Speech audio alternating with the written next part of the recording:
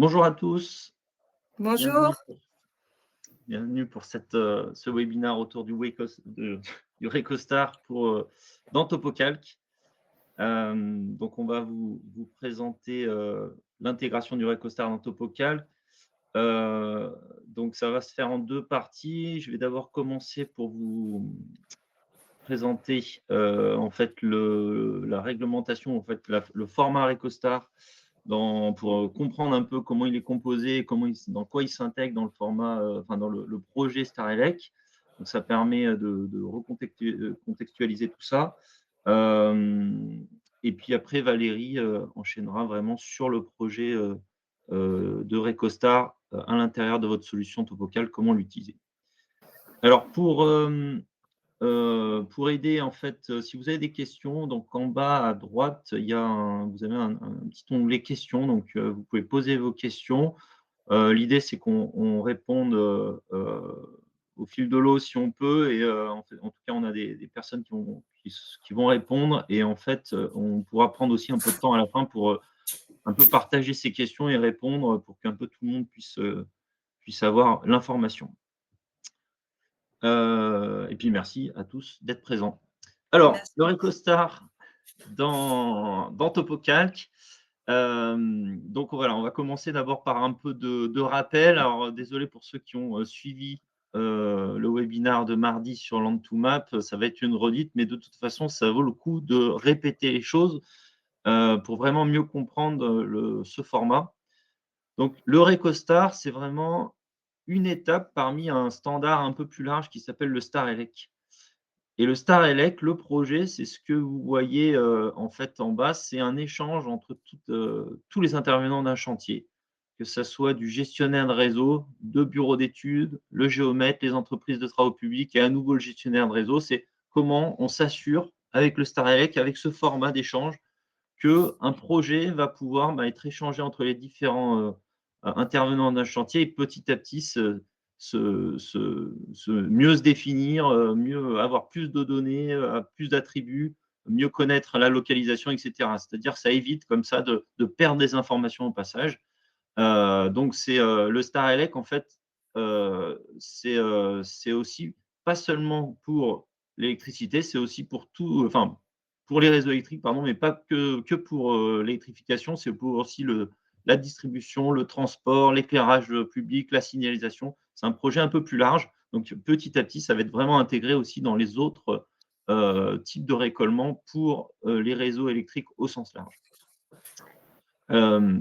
Et chose un peu importante, donc voilà, ces échanges, hein, c'est le but. Et là, si on passe à un clic juste après, heu, pardon, reviens juste en arrière, s'il te plaît, Valérie. Merci. Donc voilà, le plan de récolement, c'est vraiment cette dernière phase du projet. Et en fait, ce qui est intéressant, c'est que tous les éléments, toute l'information du réseau est portée par ce fichier unique, qui est un format GML, qui va être en fait pouvoir être envoyé au concessionnaire qui va pouvoir intégrer ça dans son Recostar, dans son SIG. Alors quelque chose d'important quand même à savoir, c'est que ce Recostar est amené à remplacer le format actuel du PGOC. Je pense que vous connaissez bien ce format. C'est petit à petit, il va prendre la place de ce PGOC. Là, en fin d'année, on va dire que les deux types de formats sont encore présents. Mais vraiment, en année 2026, c'est vraiment l'objectif, c'est de remplacer ces PGOC par ce Recostar. Alors voilà, ça c'est le projet Recostar au sein de Starelec.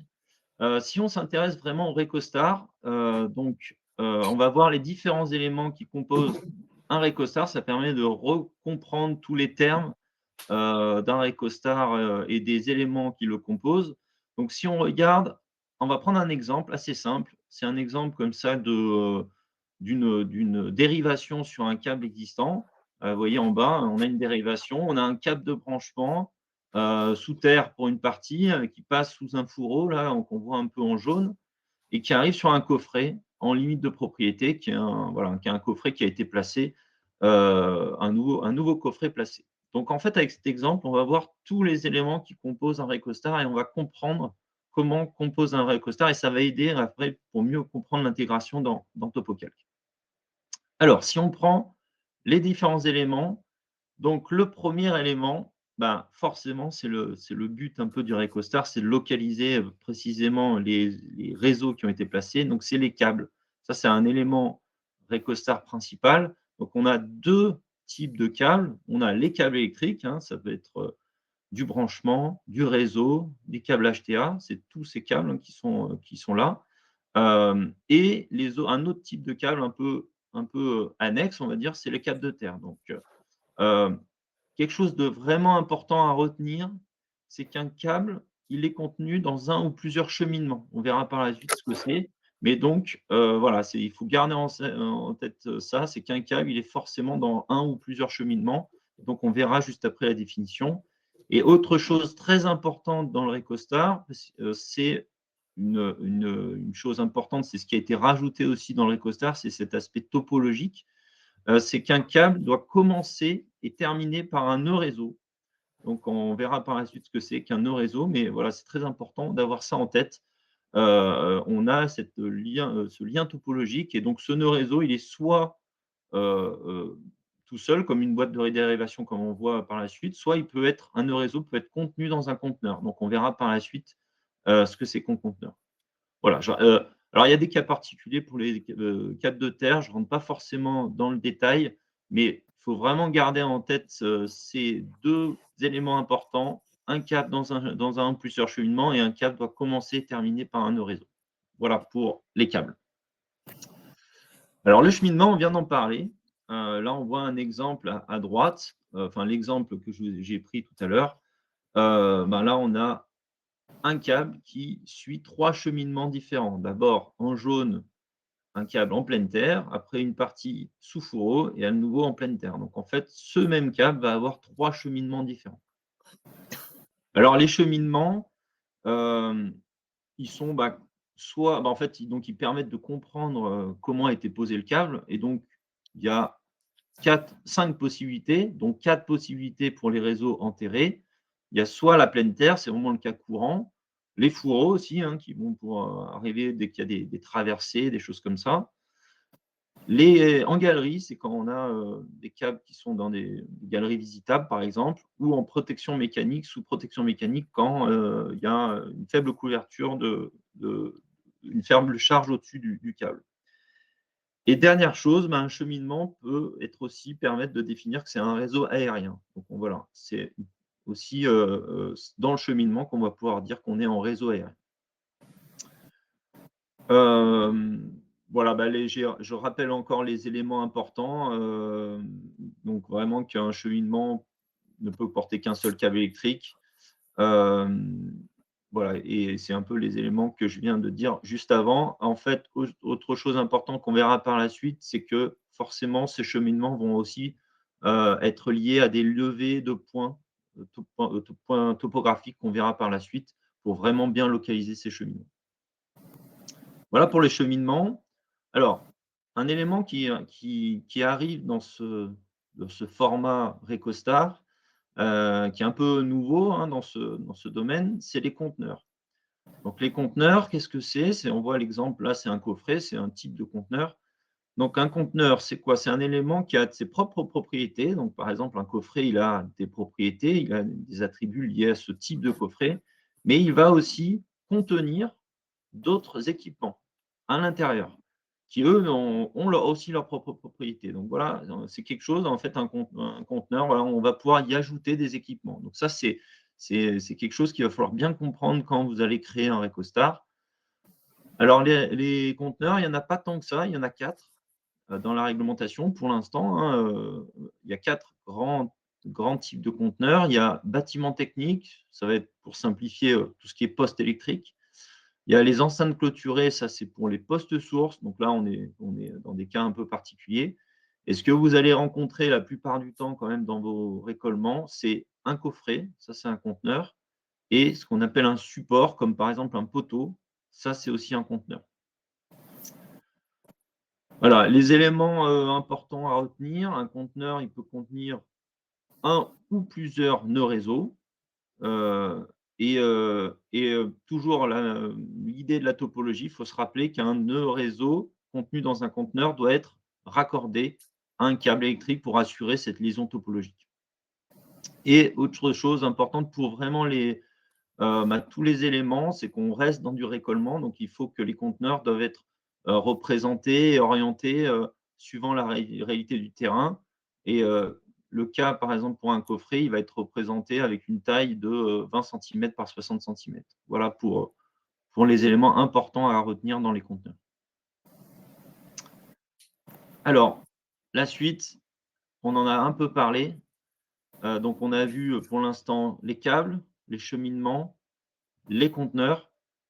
Autre élément important, les nœuds réseau. J'en ai déjà parlé, mais en fait, les nœuds réseau, donc, ils ont plusieurs possibilités. Soit comme en bas, comme on voit sur le point de jonction, un nœud réseau, c'est un élément qui est un ouvrage ponctuel qui a sa propre représentation et ses propres attributs. Donc, une boîte de dérivation, par exemple, vous allez pouvoir la positionner et avoir ses propres attributs. Mais on a d'autres nœuds réseau qui sont contenus dans des conteneurs et donc ils n'ont pas de représentation. Par contre, ils ont leurs propres attributs. Donc, la réglementation Recostar indique qu'il y a en tout 9 types de nœuds, hein. On les a tous pré-intégrés. Donc, vous voyez, ils sont indiqués. On a des coupes-circuits, des jeux de barres. Donc là, c'est plutôt des nœuds qui doivent être placés dans des coffrets. On a des jonctions, on a, et cetera, hein, tout un tas d'ouvrages ou d'équipements à installer, soit dans des nœuds, soit en dehors soit dans des conteneurs, soit en dehors des conteneurs. Voilà pour les nœuds. On verra surtout les exemples après par la suite dans l'exemple avec Valérie. Et dernier élément important d'un Recostar, c'est ce qu'on appelle les payloads. Donc, c'est les points de levée d'ouvrage réseau. Alors, ça remplace les PTRL, hein, ça a la même fonction, c'est-à-dire que ça va être des points topographiques levés sur le terrain qui vont permettre de définir vraiment la position, la géométrie des ouvrages pour assurer notamment la classe 1. Donc, positionner correctement un point de jonction, positionner les différents câbles, les différents changements de direction et positionner les différents conteneurs, la position des coffrets, etc. Donc voilà, élément important à retenir, un payload à chaque sommet de polyligne, à chaque sommet des bâtiments techniques comme des postes de transformation par exemple, et un payload sur les objets ponctuels comme les coffrets, les supports, les jonctions. Donc voilà pour l'intégration et en fait l'introduction sur les éléments composant un Recostar sur un exemple très simple. Et puis là, on va voir un peu l'application sur TopoCalc de ce nouveau format d'échange. Valérie, je te laisse la main. Merci. Et merci pour cette introduction très claire. Du coup, on va voir le lever du Recostar dans TopoCalc. Je vais vous présenter la palette du Recostar, les relations, comment faire pour mettre un nœud dans un conteneur, un câble avec un nœud, associer comment les cheminements sont gérés. On verra également les payloads, donc anciennement les PTRL. Deux petites tables qui sont un peu à part et qu'il ne faut pas oublier de mettre, le réseau utilité et la metadata. Comment on va valider finalement ce plan Recostar, comment on l'exporte. Et puis après, je vous ai fait une petite vidéo dans Geo2Cloud pour vous montrer un peu dans un cas réel d'une tranchée ouverte comment le lever va se passer. Si on passe sur la palette, alors on reste sur une palette classique. Du coup, comme toujours, quand j'ai un symbole derrière, je vais avoir tous mes blocs. Quand j'ai du texte, je vais avoir tous mes alignements. Donc là, on va retrouver tous nos blocs qui sont liés à la basse tension, donc toutes les jonctions, les races, etc. Et ici, vous allez retrouver vos cheminements, donc vos câbles plutôt, qui soient aériens, souterrains, en attente de mise en service, etc. Derrière le petit E de Enedis, là, vous allez retrouver vos conteneurs, vos supports. On va également ici avoir les plors qui vont être possibles d'être mis si jamais vous avez un endroit où il y a un plor avec charge qui doit être placé. Vous pourrez à ce moment-là venir le sélectionner et le placer vous-même. Il y a une petite particularité sur cette palette, c'est ici, à CIB, vous allez retrouver l'ensemble de vos coffrets et de vos RMBT. Donc, en fait, on les a créés sous forme de macros, ce qui va vous permettre à l'intérieur d'un coffret d'avoir déjà, par exemple, un coupe-circuit ou un module de raccordement qui sera déjà placé à l'intérieur et auquel vous allez pouvoir directement relier vos câbles. Ensuite, on va voir comment on relie du coup ce nœud dans un conteneur. Alors, on a le lever direct, si jamais c'est possible. Alors, on sait tous que ça ne va pas toujours être le cas, voire rarement. Mais vous pourriez très bien lever, si j'ai un coffret, on aurait pu se dire, bah, je mets la canne par-dessus et je lève dessus. On sait bien que c'est compliqué. Dans certains autres cas, ça sera possible. Vous pourrez procéder ainsi. Il y a la possibilité par objet topographique. À ce moment-là, dans Objet, on vient sélectionner Objet topo. Et après, vous allez tout simplement cliquer dans votre nuage, à l'endroit, dans votre plan, à l'endroit à l'intérieur de votre conteneur pour positionner votre nœud. On a les macros qu'on vous a créés. Vous pouvez également, moyennant patience, on l'accordera toujours, créer d'autres macros, vous, si vous voyez qu'il manque des choses. Et puis, on pourra également ajuster cette palette en cas de besoin. On a la possibilité de faire un levé excentré. Je me mets devant mon poteau et finalement, je vais venir, en faisant les A, les excentrements, venir pousser mon objet à l'intérieur de mon poteau. Ici, tant qu'on est dans le cercle compris autour de ce poteau, ça veut dire que le nœud sera bien compris comme étant dans le conteneur. On a ensuite la possibilité de faire une liaison avec le « et ». On vous invite à faire un excentrement pour que l'objet soit bien à l'intérieur, du coup, par exemple, ici, du coffret, et que ça ne soit pas fouli tout au même endroit. Donc, excentrement, pareil, qui pourra être réalisé ou avec les A+, A-, ou avec les X et les P. Ensuite, on va voir comment on a la liaison entre les câbles et les nœuds. Donc, les câbles, ils sont associés forcément à des nœuds à l'extrémité, enfin, généralement, et dans les cas d'en attendant mise en service, là, ça va devenir une exigence. Pour les associer, on va utiliser sur notre rosace, en bas, on a le « et » on va venir sélectionner ensuite le « égal ». Ça sera une particularité pour le lever avec Ricostar.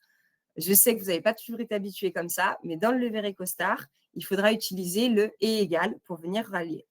Et ensuite, vous viendrez sélectionner le câble qui est concerné pour l'associer à ce nœud-là. En bas, on voit que du coup, on a bien nos câbles qui sont associés à notre nœud. Et on voit que TopoCalc se charge automatiquement à l'export de venir faire la découpe tout autour du conteneur. Alors, petite particularité, je sais qu'il y en a qui sont attachés à faire sortir le câble à l'endroit exact par rapport à là où il y aurait du coup le nœud à l'intérieur. Pas de souci. Si jamais vous avez besoin, vous pouvez venir ajouter des points à l'intérieur ici pour venir faire ressortir, par exemple, à l'endroit que vous voulez. Et nous, dans tous les cas, les points qui sont à l'intérieur du conteneur seront supprimés et vous retrouvez avec votre câble, s'il doit sortir par le bas, qui sortira bien par le bas. Ensuite, l'association des câbles et de cheminants. Comme vous l'a expliqué Aurélien, du coup, les câbles, ils n'ont pas la géométrie. Ils vont servir seulement à décrire. Ils vont dire quel type de pose, ils vont dire s'il est supporté en façade. On va aussi avoir les informations sur ce qu'ils sont en distribution d'énergie, est-ce qu'ils sont en service ou en attente de mise en service. Et c'est le cheminement, lui, qui va du coup avoir toutes les informations sur la géométrie. Donc, en général, TopoCalc va se charger et va les générer automatiquement. On s'est dit que c'était plus pratique, que vous veniez vous-même remettre sur chacun des points derrière un cheminement, ça aurait été contraignant. Donc, on les gère en automatique grâce au champ type pose qui est ici. Vous allez pouvoir les dire si c'est en façade supportée et nous, derrière, on mettra le bon cheminement. Il n'empêche que, dans certains cas, vous serez amené à vous les poser vous-même. Vous les retrouverez du coup dans les objets qui seront liés à tous les objets, tous les alignements d'Enedis. Et donc, du coup, là, par exemple, il y a un fourreau à rajouter. Et bien, encore une fois, sur notre rosace, on va utiliser le « et », puis le « égal » et venir cliquer par-dessus nos points qui ont déjà été pris pour venir ajouter à cet endroit précis notre fourreau. La gestion des plores. Alors, on va avoir une particularité, c'est qu'il n'y aura pas… Alors, ils sont obligatoires à chaque point de levée. Et donc, du coup, si jamais il y en aurait plusieurs, TopoCalc se charge de les supprimer. Ça, on le gère. Par contre, il y a une particularité d'Enedis, c'est qu'on va avoir aucune représentation de ces plores. Donc, fini les petits losanges de partout. On va avoir uniquement, comme vous le voyez à droite, les losanges en rose. Ceux-là, ce sera quand ils seront en profondeur atypique. Donc, le logiciel se les charge de les positionner en automatique dès que vous réalisez un excentrement dont la profondeur est en profondeur atypique, donc entre 60 et 110 en général. On sait très bien qu'il y a différentes formes de profondeur atypique et que selon vos types de levées, vous serez amené à les poser vous-même. Comme je vous l'ai montré tout à l'heure dans la palette, en haut à gauche, vous pourrez venir les sélectionner pour les positionner si le cas se présentait. Enfin, nous avons les deux petites tables particulières, la réseau utilité et la métadata. Alors, celle de réseau, elle va contenir du coup le champ nom qui correspond à votre code alloué de chantier. Et la métadonnée, du coup, elle va avoir le producteur, à savoir l'entreprise qui a réalisé ce chantier, donc vous, et le responsable, le maître d'ouvrage qui aura missionné le chantier. Ne vous inquiétez pas, si vous oubliez de les poser, au moment de valider le Recostar, à ce moment-là, on vous rappellera de les poser. En parlant de validation, on va passer à l'étape de valider notre Recostar. Vous pouvez le faire à tout moment si vous voulez être rassuré pour voir si tout va bien, ou autrement, juste à la fin pour pouvoir exporter votre GML. Vous viendrez cliquer ici dans l'onglet Dessin sur Valider Recostar. Et ici, vous aurez, si tout va bien, la possibilité d'exporter. Au départ, peut-être qu'il y aura quelques erreurs. À ce moment-là, vous allez avoir cette boîte de dialogue qui s'ouvre et où vous pourrez, en sélectionnant la ligne concernée, avoir un détail. Par exemple, ici, on vous informe que la jonction, elle doit avoir au moins 2 câbles électriques qui viennent s'y connecter. En sachant cela, vous pourrez cliquer ici sur la petite loupe pour venir zoomer à l'endroit exact de l'endroit qui est concerné par cette anomalie. Si jamais les erreurs ne vous parlent pas ou que du coup vous voulez quand même exporter, vous aurez la possibilité en cliquant ici avec la petite flèche jaune, en sachant que probablement dans votre rapport alloué, vous aurez des erreurs. Et ben pour cette partie-là, c'est bon aussi. On va passer à l'export GML. On l'a dit, on fait un export en cliquant sur Valider Recostar. Vous aurez également un PDF à fournir. Sur le PDF, on va devoir supprimer tout ce qui est générer les attributs de la visée. Donc, dans Dessin, Format, dans Générer les attributs, vous allez pouvoir ici venir décocher la case pour pouvoir avoir un plan juste avec les plans, vos câbles, et etc. Et également, pour le format PDF, à ce moment-là, vous viendrez cliquer sur la petite imprimante qui est généralement tout à droite et venir dire que vous faites en imprimer, en export PDF. Maintenant, on va passer à la petite vidéo, un cas concret pour bien se rendre compte de comment on l'utilise. Je m'excuse par avance parce que du coup, il va falloir un peu d'imagination. Je n'ai pas trouvé le cas concret idéal. Et on m'a dit qu'il y avait certaines choses qui étaient un petit peu pas assez en courbe. Alors, pas de courbe, mais que mes angles étaient un peu trop brusques, etc. Donc, je m'excuse par avance. Mon levé n'est pas parfait. Comme vous savez, j'ai plutôt un historique géomètre que détection de réseau. Donc, toutes mes excuses. On est parti.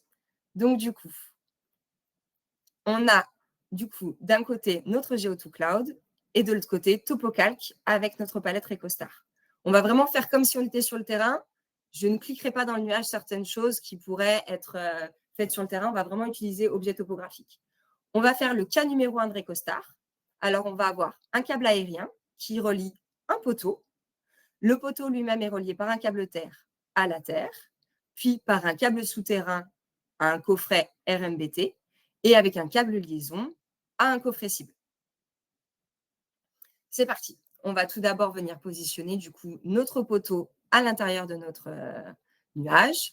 On vient le sélectionner. Donc ici, vous retrouvez tous les onglets qu'on a vus tout à l'heure. On sélectionne le poteau et on vient le positionner. On remplit les métadonnées. Donc, comme d'habitude, dans nos tables Shape, on vient remplir toutes nos informations. On valide. Et ici, on va pouvoir faire un Kogo. Tous les éléments fonctionnent comme d'habitude avec la palette Recostar. Une fois notre Kogo réalisé, on peut venir zoomer pour voir notre plan réalisé. Ici, on a dit qu'on allait positionner de la terre. Donc, on va passer par Objet, puis Objet topographique pour venir cliquer à l'intérieur directement. On va choisir un ponctuel et sélectionner notre terre. On valide et on remplit les métadonnées de notre terre. Une fois notre terre positionnée, on va pouvoir la sélectionner et à l'aide de la rosace, en cliquant sur le « et », on vérifie que le « et » égale, chose importante, est bien enclenché, sélectionner alignement et venir prendre notre câble terre. Je valide. On remplit toujours les métadonnées de notre câble terre, donc enterré, en attente de mise en service, mise à la terre avec du cuivre et on valide.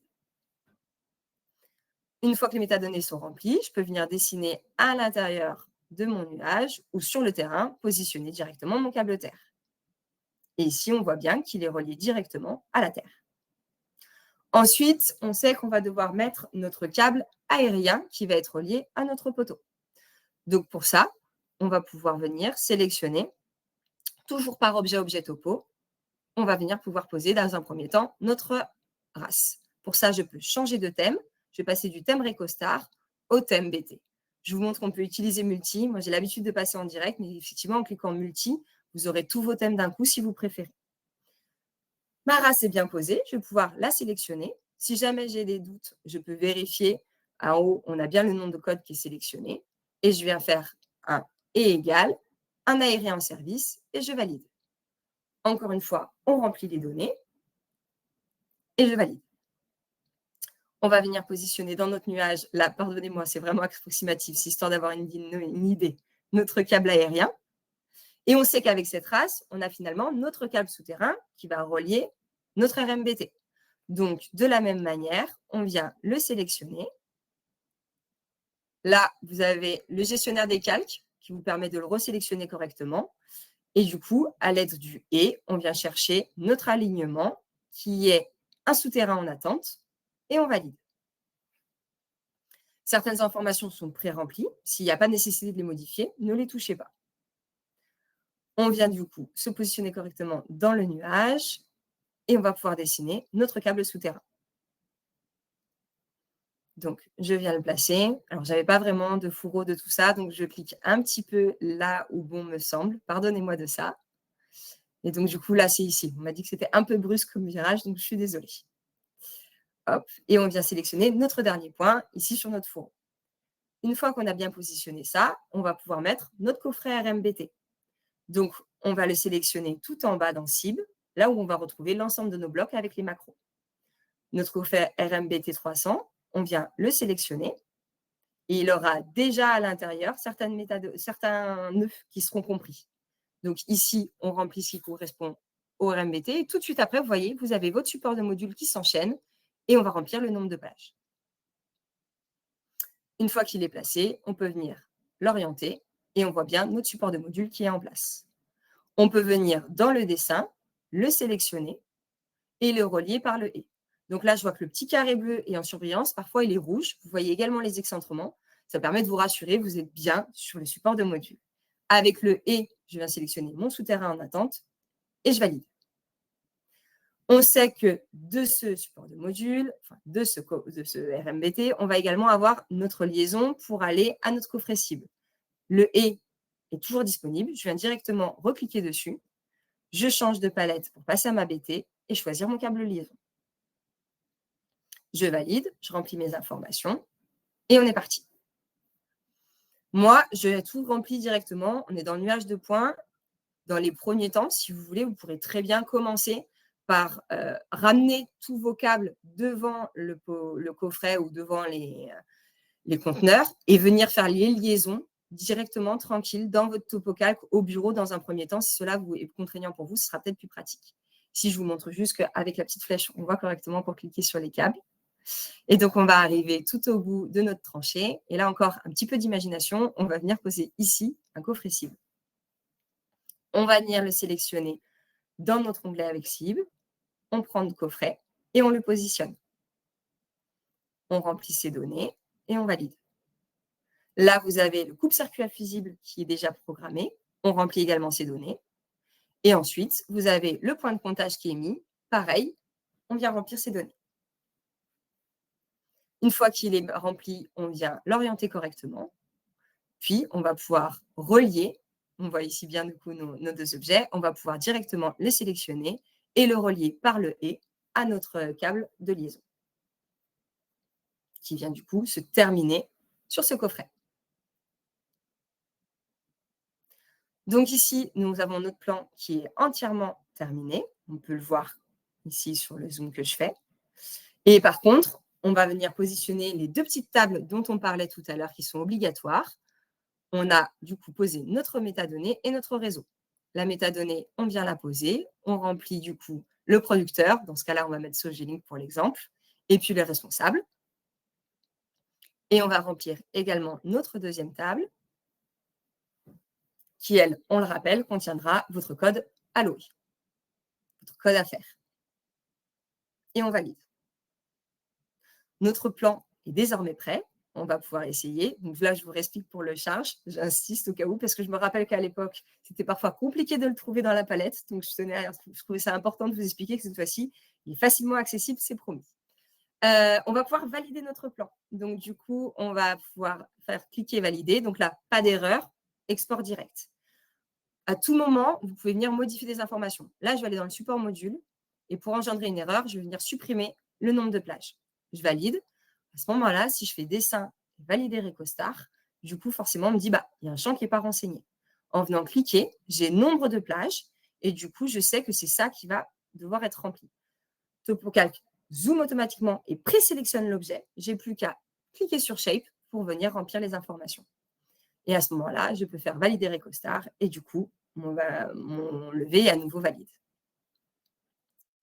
Voilà pour la démonstration. Je vais enlever du coup mon partage d'écran et on va pouvoir passer aux questions si vous en avez. Est-ce qu'il y a des questions sur lesquelles on a déjà répondu? Est-ce qu'il y a des questions en attente? Dites-moi. Alors oui, on a déjà bravo Valérie pour cette présentation. Merci.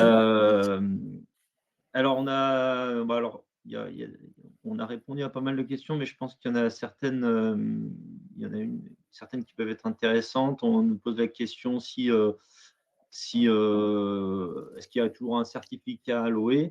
Donc, tu en as un peu parlé. Effectivement, il y a maintenant sur le site Aloe, il y a la rubrique PGOC, mais il y a la rubrique aussi RecoStar, où vous pouvez aller poser votre GML et récupérer un certificat de conformité. Donc, c'est ça qu'il faudra fournir au DR, le certificat, le GML et un plan, généralement un plan PDF pour aussi qu'ils aient ça en archivage, quoi. Mais on reste à peu près dans le même type d'échange et avec, oui, effectivement, ce certificat Aloe.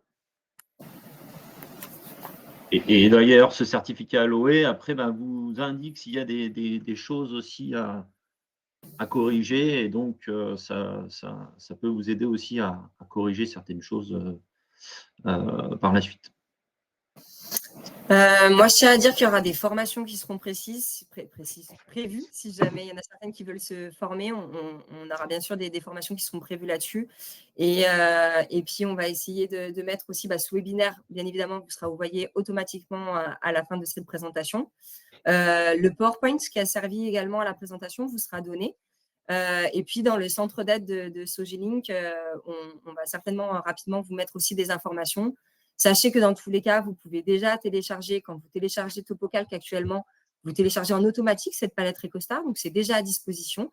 Et pour une fois, je vous invite à lire la release note. Je sais que vous ne la lisez pas souvent, mais du coup, vous allez aussi retrouver des informations complémentaires au PowerPoint si vous avez besoin. Enedis met également des informations et des données si vous voulez vous renseigner. On pourra vous mettre le lien si vous voulez dans le mail. On a un endroit où il y a pas mal de données qui permettent de mieux comprendre le standard. On sait que c'est un gros gap et qu'il y a pas mal de choses à apprendre. Donc, Enedis vous a mis aussi des choses à disposition pour parfaire cette formation au standard.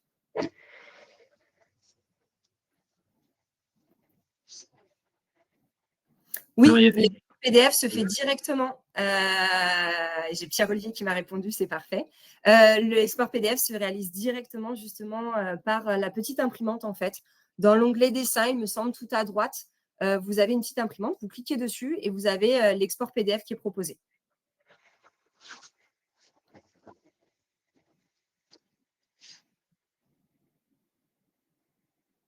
Ou une question un peu plus technique, là je vais vous laisser répondre.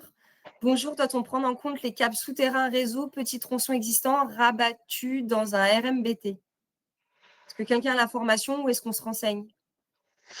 Alors, les câbles souterrains réseau, petits tronçons existants. Alors, ouais, en fait, tout ce qui est existant, en fait, il y a un attribut, en fait, dans ces câbles, vous pouvez indiquer que c'est en service, à la différence de en attente de mise en service. Donc, en service, ça veut dire que c'est existant.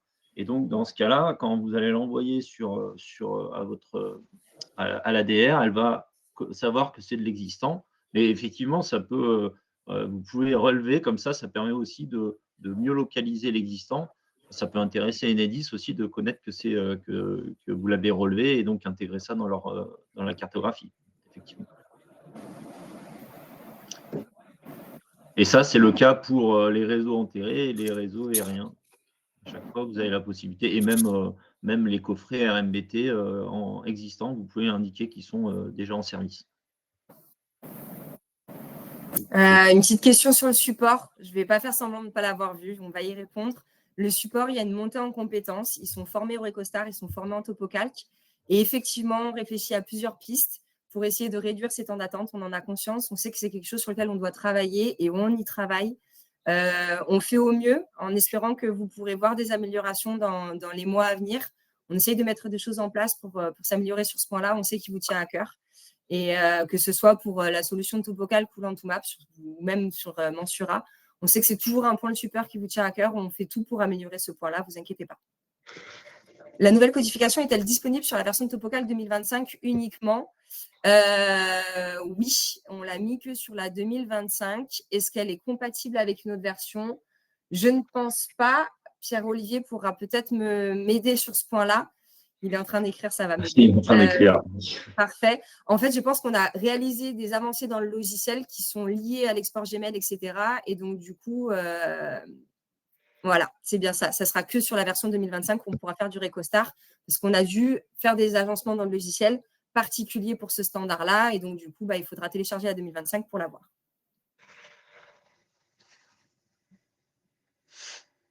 Est-ce que c'est possible de fusionner 2 fichiers TopoCalc au format Recostar? La fusion reste possible avec les mêmes contraintes et les mêmes spécificités qu'avant. Vous pouvez également choisir de faire un export DWG et de mettre le deuxième par-dessus. Il y a aussi cette astuce-là. Et autrement, bien sûr, vous pouvez venir les fusionner. Il n'y a pas de raison.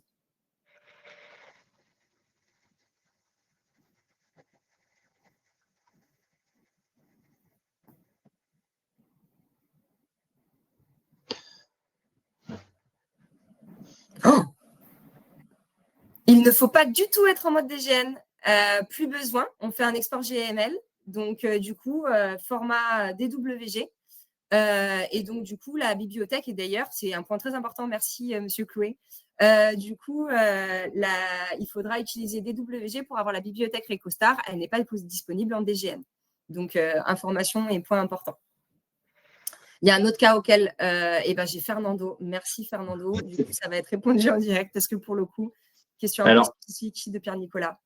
On peut reparler là juste des DGN, etc. C'est vrai qu'en fait, ce format, c'est plus un format DAO. C'est un format GML, donc effectivement, c'est lisible. En fait, on peut ouvrir le fichier GML et en fait, il y a des balises. Donc, voilà, on n'est plus dans de la DAO, mais par contre, ça porte des informations de positionnement et des informations attributaires. Donc, c'est ça l'intérêt. Effectivement, c'est ça ça apporte beaucoup plus de données pour tout le monde, en fait.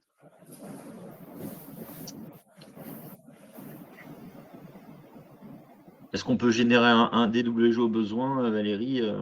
Bien sûr. Bien sûr. Alors, vous pourrez gérer vos DWG. Par contre, en théorie, personne ne devrait vous les demander. Mais si vous le désirez, il n'y a pas de souci. Vous pouvez gérer votre propre DWG. Pareil, si vous voulez faire des modifications, comme toujours, la bibliothèque, elle reste ouverte. Vous pouvez ajouter des choses, les modifier. Si vous voulez rajouter des macros, comme je disais, pas de problème. Vous pouvez vous rajouter vos propres macros. Pensez bien à la renommer parce que du coup, au fil de l'eau, moi, je vais peut-être être amenée à vous rajouter des choses en fonction des retours que vous allez me faire. Donc, nommez-la peut-être Recostar avec votre nom d'entreprise ou autre pour que la version Recostar qui viendra avec les améliorations qui viendra écraser l'ancienne ne vienne pas écraser vos améliorations de bibliothèque. Possibilité d'export des WG, possibilité de venir modifier votre bibliothèque comme toujours. Alors là, il y a une question, pouvons-nous toujours exporter nos levées pour les compléter sous Atlas pour les récollements ELEC et multi-réseau? Donc effectivement, ce format, en fait, GML, donc à 11 h, là, il y a une présentation du Recostar sous Atlas. Effectivement, c'est aussi l'intérêt, c'est qu'on peut faire le levé avec TopoCalc en format Recostar, peut-être avec pas tout de suite tous les attributs, hein, Ça permet quand même de localiser correctement, de placer déjà les coffrets, de l'exporter en GML pour l'intégrer dans soit Atlas ou après, une personne chargée d'affaires peut compléter peut-être les éléments les types de nœuds intégrés dans des coffrets, enfin en tout cas les points de comptage, des choses comme ça. Ça peut être tout à fait complété par la suite. C'est même une organisation qui peut permettre à tout le monde d'être plus efficace. C'est l'intérêt du Recostar, justement.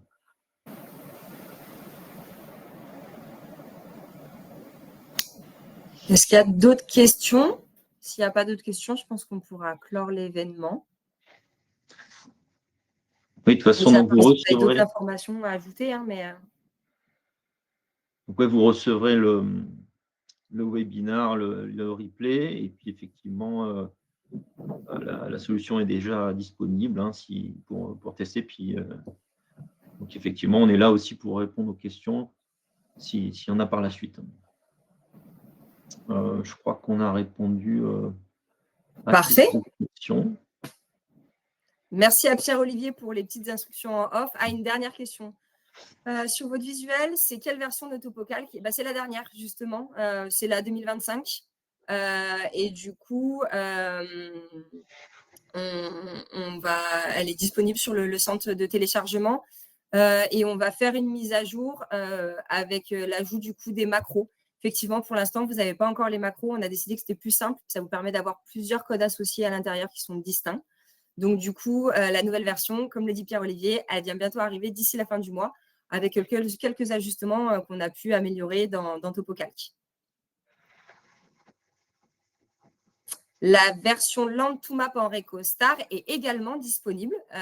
Vous pouvez, toutes les personnes qui ont assisté au webinaire l'auront disponible en téléchargement. Elle est déjà réalisée. Il faut savoir que toutes les solutions de Sogelink se sont adaptées aux standards de Recostar. Alors, il y avait une question sur savoir si on peut d'ores et déjà livrer du Recostar ou attendre la date de lancement. Donc, Fernando est en train de répondre. Mais en fait, effectivement, c'est pas encore une obligation. Ça le sera en 2026, c'est sûr. Hein, c'est vraiment Enedis et toutes les DR veulent maintenant vraiment mettre en place ça. Donc, on vous conseille d'ores et déjà de les fournir parce que en plus, vous avez normalement des avenants dans les marchés qui permettent d'avoir une ligne possible pour vous faire payer pour ça. Normalement, toutes les DR maintenant sont aptes à recevoir ce genre d'éléments. Ça vaut le coup quand même de voir avec les DR avec lesquels vous travaillez pour leur faire ça, mais c'est d'ores et déjà possible.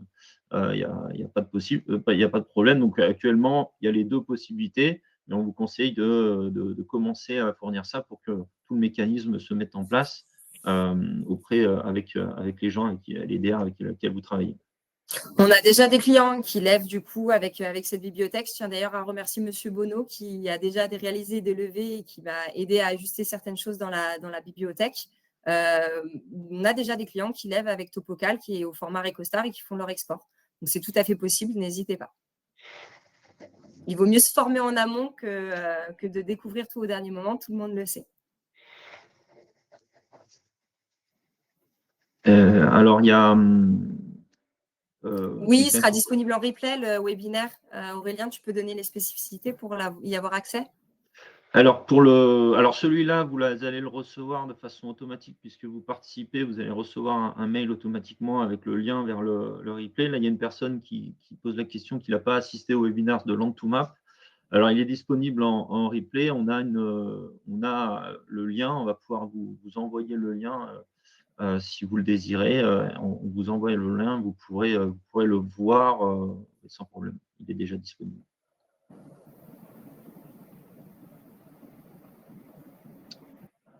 Voilà. Est-ce qu'il y a encore des... Non, ça m'a l'air tout bon. Je pense qu'on va pouvoir clore l'événement. Merci à tous d'y avoir participé. Merci. Et je vous souhaite une très, très bonne journée. Et puis bon lever sur TopoCalc avec Recostar. Bonne journée. Au revoir. Au revoir.